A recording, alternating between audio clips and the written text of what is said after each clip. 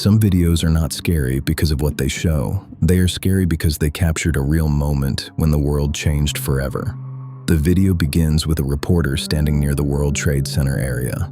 Behind him, smoke is already rising into the sky. People are standing outside. Emergency workers are nearby. At first, the scene feels tense but still controlled. The reporter is trying to explain what has happened while the towers loom in the background. But then the footage cuts closer. Smoke pours from the upper floors. The damage is visible. The buildings are still standing, but something feels deeply wrong. This is as close as we can get to the base of the World Trade Center. You can see the firemen assembled here, the police officers, FBI agents, and you can see the two towers. A huge explosion now, raining debris on all of us. I don't know, we just gotta get out.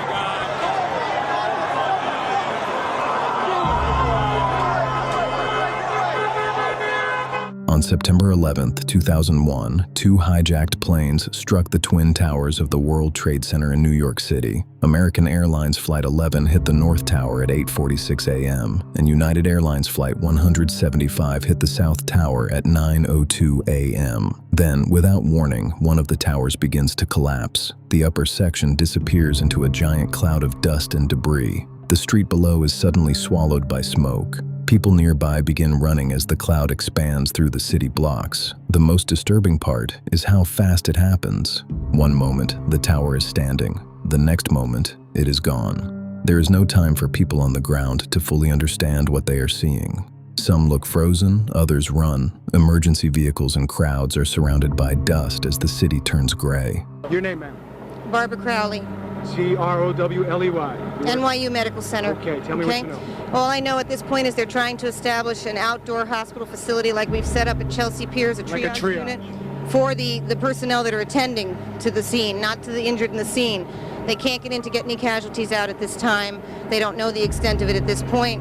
What we're doing now is going up to get medical supplies, to bring down trauma physicians down here, to set up the surgical unit and the triage unit down here, in addition to, if anybody out there can help, any vendors who have food or supplies. The firemen have no food, nothing but snacks. They need fluids, they need water, and they need protein foods. This is just the beginning of what they're facing. And we need masks. We need TB masks. Holy shit! What is it? It just went down. What just went down? World Trade 7. It did go down before. No, 7, number 7. Oh my God! To come, as you mentioned, Monica, I have to go to Ashley Banfield. We might have had something on the ground. Ashley? Well, at first we had thought, Brian, that we'd heard another explosion, but I think it's just another truck that's heading down to the south. But I just wanted to let you know that we're starting to see people moving north. In fact, you were just told by police that you should move out of your apartment, Fabiana. You've got Carolina here? Yes. They advise us to leave because we have... Oh, my God. Look behind us. Please pan in this way. Please be careful of your baby. This is it. That's the building coming down. Oh, my God. Oh, my God. Oh, my God. No. No. Listen. We'll be all right. We'll be all right. We're okay. Ashley? I think we're okay. Ashley, I think we're okay. All right, we're going to have to move this way. We're going to have to move. We're going to have to move. That cloud is coming this way. Later, the second tower also collapses. According to Nest, the South Tower collapsed at 9:59 a.m. and the North Tower collapsed at 10:28 a.m. What makes this footage so painful is the normal life around it. There are reporters, buses, police officers, people on the street, ordinary city sounds. And then, in seconds, all of that becomes chaos. NIST described the collapse of the World Trade Center buildings as one of the worst building disasters in U.S. history, killing 2,749 people at the World Trade Center site, including 400 emergency responders. This video is not just footage of buildings falling. It shows shock, confusion, fear, and the moment thousands of people realized that what they were watching was not an accident, it was an attack. And even today, the footage remains difficult to watch because it reminds us how quickly a normal morning can turn into history. The towers stood over New York for decades, but on that morning, in front of cameras and witnesses, they disappeared into dust, and the world was never the same again.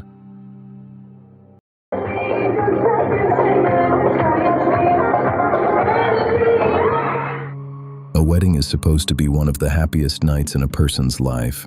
Family gathers, friends dance, music plays.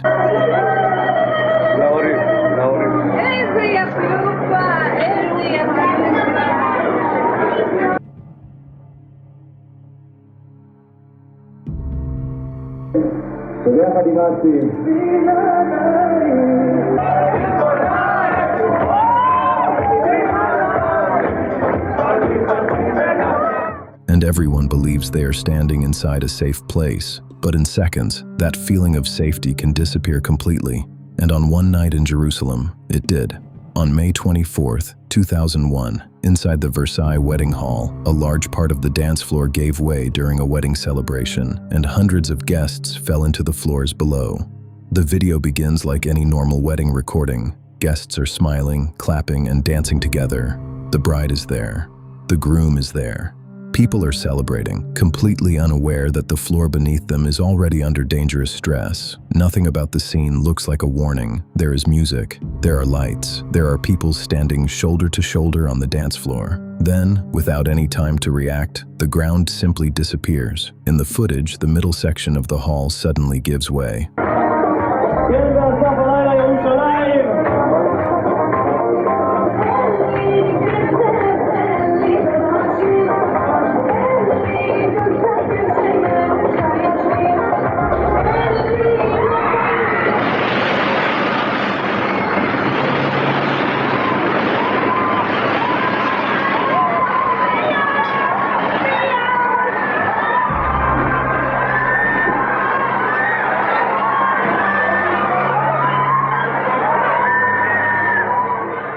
One moment, people are dancing. The next moment, they drop into a massive hole of concrete, dust, metal, and broken flooring. The people standing near the edges freeze in shock. Some rush forward. Some step back in panic. Some cannot even understand what they just witnessed. Reports say more than 300 people were injured, and at least 23 people lost their lives.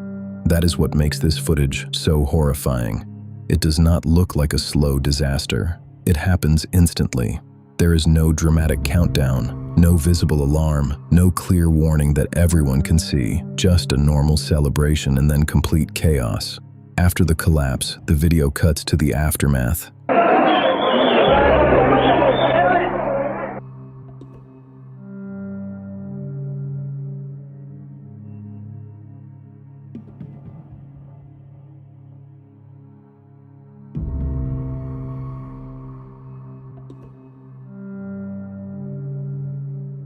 Emergency crews arrive at the scene. Rescue workers search through broken concrete and twisted metal, trying to find survivors trapped inside the rubble. Reports from the time said bulldozers, cranes, and rescue dogs were used as teams, worked through the wreckage. The most disturbing part is how ordinary everything looked before it happened. People were not doing anything wrong. They were not expecting danger. They were simply dancing at a wedding, and that is why this disaster became so unforgettable. Later investigations focused on serious structural problems with the building. Reports connected the collapse to construction issues, including a lightweight flooring method and changes that may have weakened the structure. Channel 2 also reported early concerns about negligence and possible attempts to hide problems connected to the building. This was not just a tragic accident caught on tape. It became a warning, because buildings do not fail only at the moment they collapse. Many times, the real failure begins long before anyone inside realizes they are in danger. A weak design, a removed support, a warning sign ignored, a problem treated like it is only cosmetic. And then one day, when enough people gather in the wrong place at the wrong time, everything gives way. For the families inside that hall, the night began with celebration. But within seconds, it turned into one of Israel's deadliest civilian structural disasters. The footage is difficult to watch, not because it shows something impossible, but because it shows something painfully real. It reminds us that danger does not always look dramatic. Sometimes it is hidden under music, lights, and laughter. Sometimes the people standing above it have no idea, and by the time the floor finally breaks, there is no time left to escape.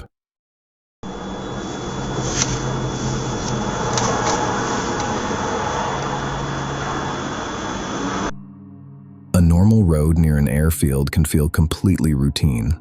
Vehicles are moving, the sky is cloudy, the road is quiet, and in the distance, a large cargo plane begins to climb into the air. But on April 29, 2013, at Bagram airfield in Afghanistan, a normal takeoff turned into one of the most shocking aviation disasters ever caught on dashcam. The video begins from inside a vehicle driving near the airfield. At first, everything looks normal. A bus is moving ahead, a fence runs along the side of the road, and then, in the distance, the massive 747 appears in the sky. But within seconds, something looks wrong.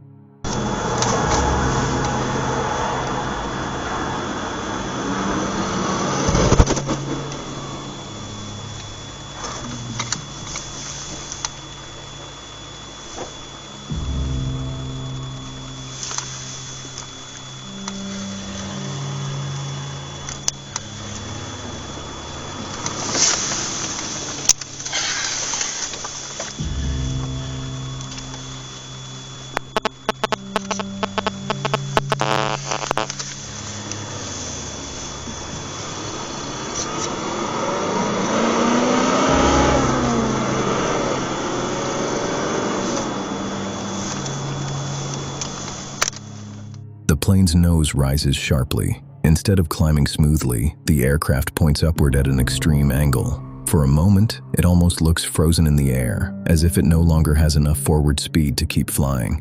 The aircraft was National Airlines Flight 102, a Boeing 747-400 cargo plane. It had just taken off from Bagram and was heading toward Dubai.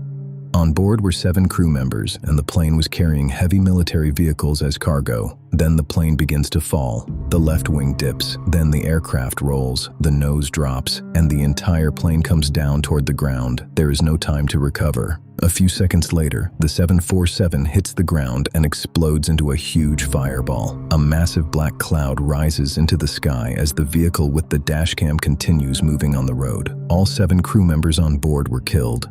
There were no survivors. That detail changes how the footage feels, because from the outside we only see a plane falling. But inside that cockpit, the crew was facing a situation that became impossible to control within seconds. The aircraft was too low, too slow, and too badly damaged to recover. What makes this footage so disturbing is how sudden it is. There is no long warning, no slow emergency landing, no visible chance for the crew to turn back. Just a takeoff, a steep climb, a stall, and then impact. Investigators later found that the disaster was linked to improperly secured cargo. The plane was carrying 5 heavy armored vehicles. According to the investigation, cargo shifted during takeoff, damaging critical systems and causing the aircraft to pitch up uncontrollably. The NTSB said National Airlines cargo restraint procedures were inadequate and that the loadmaster's restraint of the cargo was improper. The video ends with smoke filling the sky, but the real lesson remains.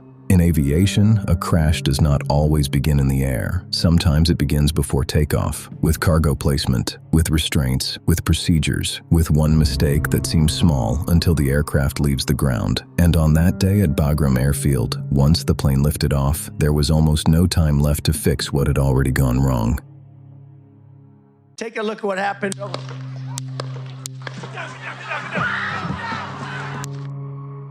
A political rally usually feels controlled.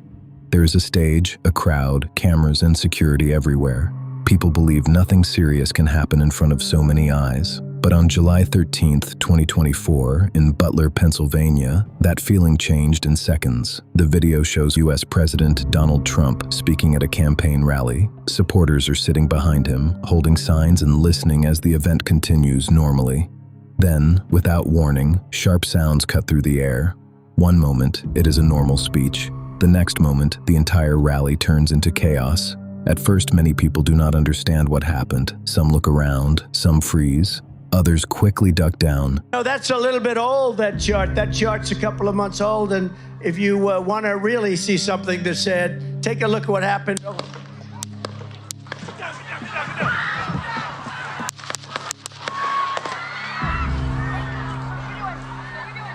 Trump reaches toward his ear and drops behind the podium. Within seconds, Secret Service agents rush onto the stage. They surround him and use their bodies as a shield. The crowd behind him is no longer cheering. People are scared, confused, and trying to get down. Are you ready? On you! Ready? Move! Up! Move! Go! Up! Hawkeye's here! Hawkeye's here! Move it to the stair! Get ready! You ready?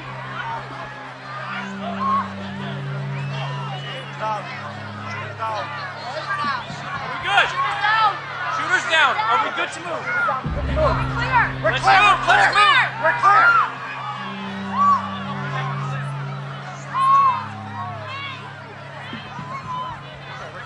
Come on. Let me get my shoes. I got you, sir. I got you, sir. Let me get my shoes. Hold that in your head. It's bloody. So we got to move to the bus. Let me get my shoes. Okay, my shoes down. My shoes. Watch out.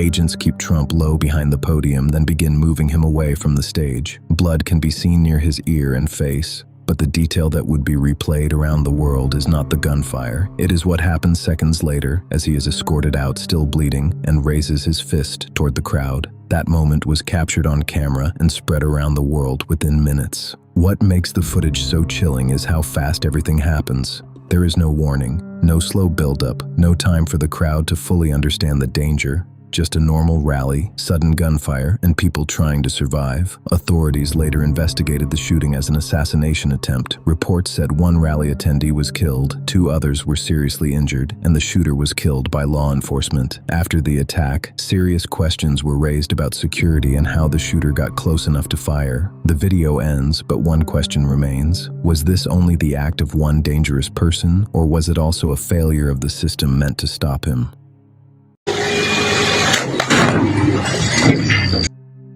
Some dreams are so powerful that people chase them even without money, training, or support. For Sheikh Ismail Sheikh Ibrahim, that dream was to build his own helicopter. What nobody watching that day expected was how the story would end. The video begins with the machine on the ground. It does not look like a factory-built aircraft. It looks handmade, raw, experimental, built by someone who was trying to turn an impossible idea into reality. Friends nearby are recording the moment because this was supposed to be a proud test. The engine starts. The blades begin spinning. The sound gets louder. At first, it feels like a dream coming alive. But then, within seconds, something goes wrong.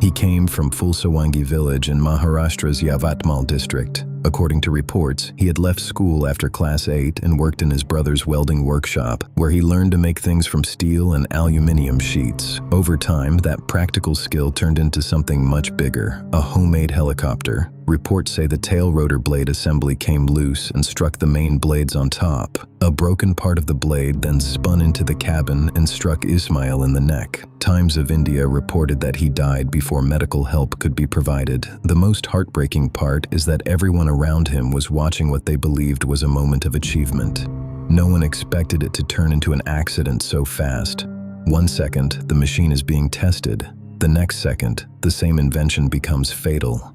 This is what makes the story so painful. Ismail was not trying to hurt anyone. He was not showing off for danger. He was chasing a dream with the tools and knowledge he had. But aviation is unforgiving. A helicopter is not just an engine and spinning blades. Every part has to survive extreme force, vibration, balance, and stress. If one part fails, there may be no time to react. And that is exactly what happened here. The video is not just a shocking accident. It is also a reminder of how thin the line can be between invention and danger. Because ambition can build incredible things. But when it comes to flying machines, one small failure can turn a dream into tragedy. Sheikh Ismail wanted to prove that something impossible could be built by hand, but during that test, his dream ended in the most painful way possible.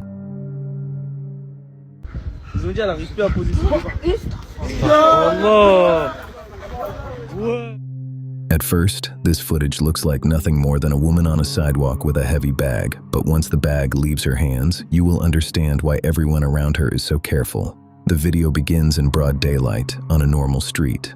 No haunted house, no dark forest, no abandoned building, just a regular outdoor area, a few people standing around, and one woman holding a heavy bag.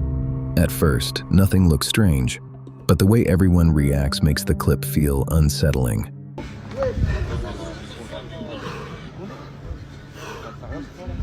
Cette ville de fou là. Là c'est bon d'habitude ça arrive un peu mais là c'est carrément fort. The woman looks tense, holding the bag close, almost like it is the only thing keeping her connected to the ground. Then the video makes a strange claim. This woman has to carry heavy weight because she cannot control her gravity. It sounds impossible, but it explains why she never lets go of that bag. Then someone starts removing the bag, and that is when things get strange. As it is taken away, the woman's body begins to lift. Not like jumping, not like stepping up. Her legs rise in an unnatural way, as if something invisible is pulling her upward. Mais là c'est carrément fort. Ils ont dit elle arrive plus à position. Allah. Ouais. Voilà, te rapproche pas. Non, moi je crois pas. Mais ouais, je crois là, c'est quoi? C'est de la sorcellerie. C'est pas de la sorcellerie. C'est bon, madame. T'inquiète pas.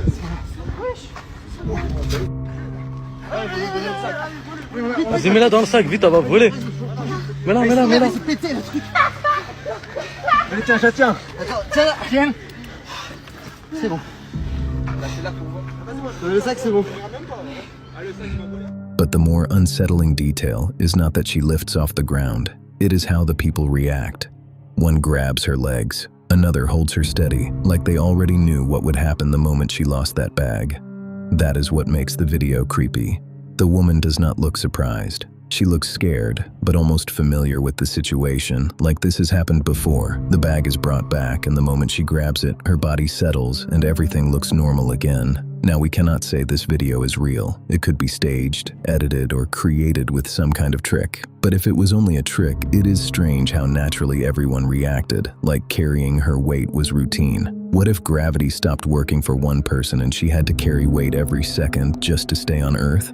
The clip ends normally, but one question stays in your mind. Was this just a clever trick, or did the camera capture something much stranger? A tsunami does not always look like a giant movie wave. Sometimes, from far away, it looks like a dark line on the ocean, quiet, wide, and slow-looking. But the closer it gets, the more terrifying it becomes. The video begins from the front of the ship.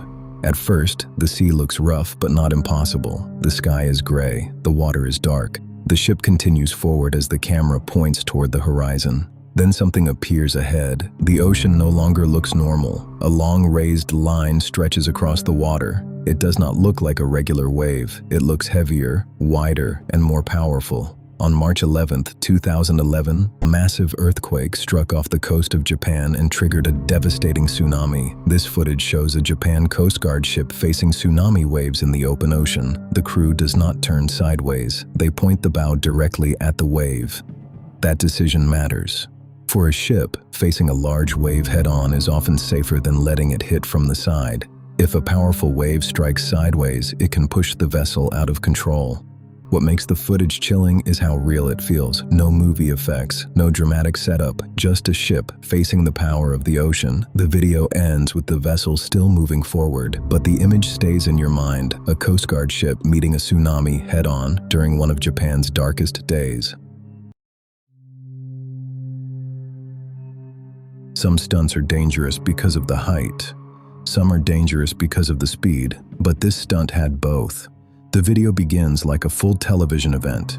There are cameras everywhere. A crowd is waiting, the ramp is ready, and Robbie Knievel is preparing for a stunt where one small mistake could become fatal. The gap is huge. Reports say he jumped more than 200 feet across the canyon, with some sources listing the distance around 228 feet. Before the jump, everything feels tense. The engine sound builds, the crowd watches silently, and Robbie lines up with the ramp. At this moment, there is no room for hesitation. If he is too slow, he will not clear the gap. If he is too fast, the landing can destroy him. If the angle is wrong, the canyon leaves no second chance. On May 20th, 1999, motorcycle daredevil Robbie Knievel attempted one of the most famous jumps of his career, a motorcycle jump across a gorge at the Grand Canyon. Robbie was the son of legendary stuntman Evil Knievel, and this jump carried the weight of his family name. They still look like they're somewhere in the neighborhood of 20 miles an hour. Remember that landing ramp well below the takeoff ramp. Robbie can't see it from where he is now. He can't see where he's landing. He'll have to orient himself right. He'll have to hit his speed right without a speedometer, I remind you. And he'll have to land perfectly.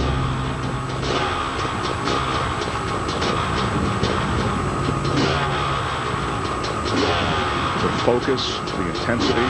He'll need 2 of the 5 gears that are on that bike. He'll start in 2nd, and he'll take off in 5th. When he lands, it's all break. Here's the run. Knievel attempting to jump the Grand Canyon.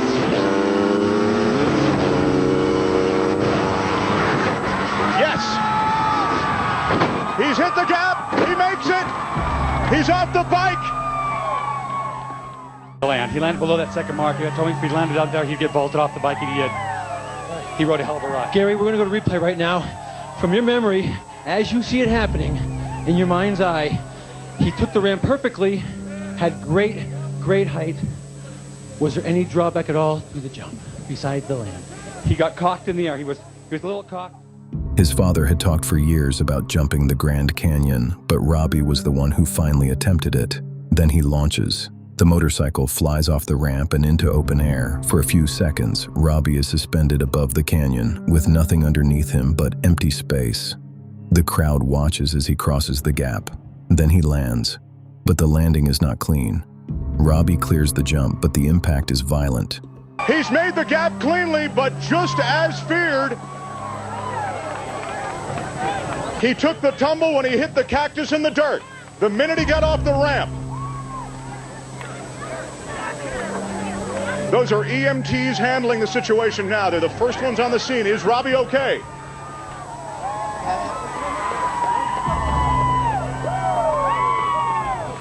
That was a nasty tumble he took when he hit the dirt. That was a tremendous force of impact. Remember, he's coming down at over 90 miles an hour. We are waiting to hear and see whether or not Knievel is okay. I've mentioned that there are medevac units standing by. They will put him on that flatboard.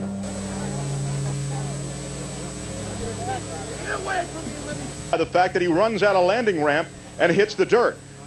But the best news is that Robbie Knievel has survived this incredible jump. There are Robbie and Gary now. Dan? One heck of a jump. Get away from these idiots. Come here, Dan. We're both still alive. Gary Davis here.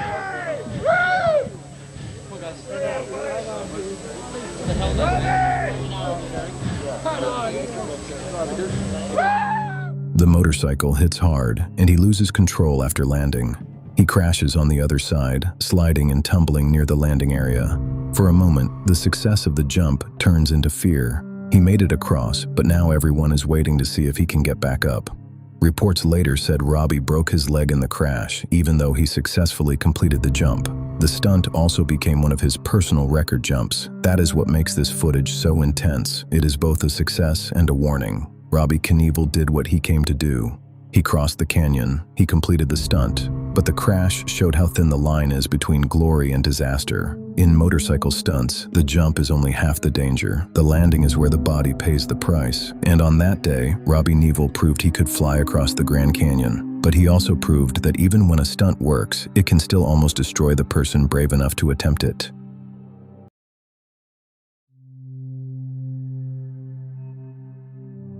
Train platforms are places where people usually feel safe. People wait for their ride, check their phones, and watch the tracks. Most of them never imagine that the real danger could be standing right behind them. But at Seattle's Northgate Light Rail Station, one normal evening almost turned into a nightmare. The CCTV footage begins with a man standing on the platform near the tracks. A train is approaching, and everything looks normal. Then another man appears near the elevator area. He is dressed in dark clothing and seems to watch the platform for a moment. The victim is still standing near the edge, unaware of what is about to happen.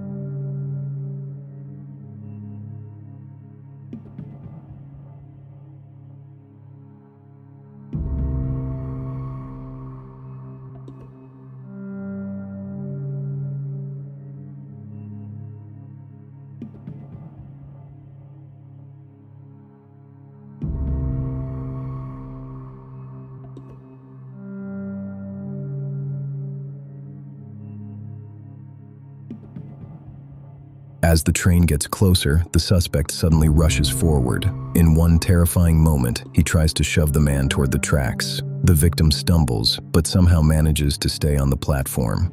For a few seconds, both men struggle as the train continues into the station. Then the suspect runs away. What makes the footage so disturbing is the timing. This was not just a random push. It happened as the train was arriving, when one small loss of balance could have been fatal.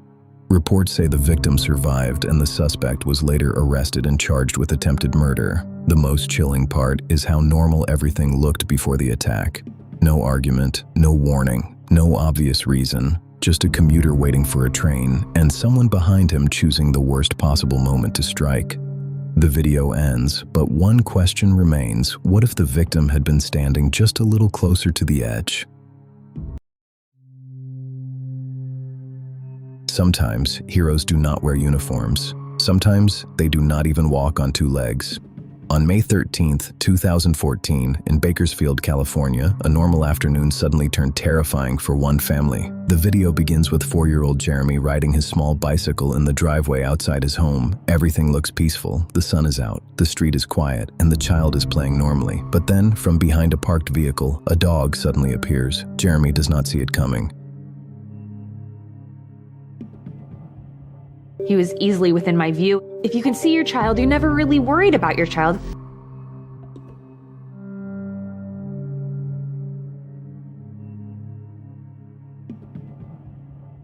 It wasn't really until I heard him scream for me that I realized something was terribly wrong. When I saw the way he was jerking him, the way he was pulling him off of his bicycle, it never crossed my mind that the dog could actually have my son's leg. I assumed because of the jerking motion and the pulling motion, he had my son's pants. And it wasn't until later that I realized, oh my gosh, he had my son. She tackled the dog completely. She chased him away and took care of my son when I had no idea what was happening.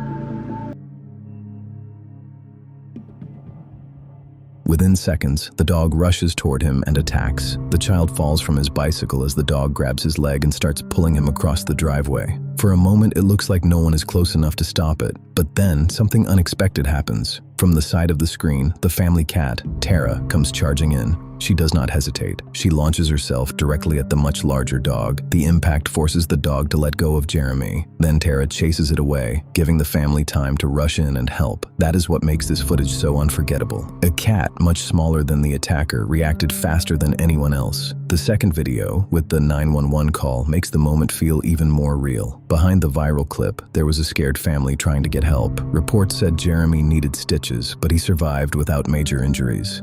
But the most powerful detail is Tara. A child was in danger, a family had no warning, and a cat chose to run toward the threat.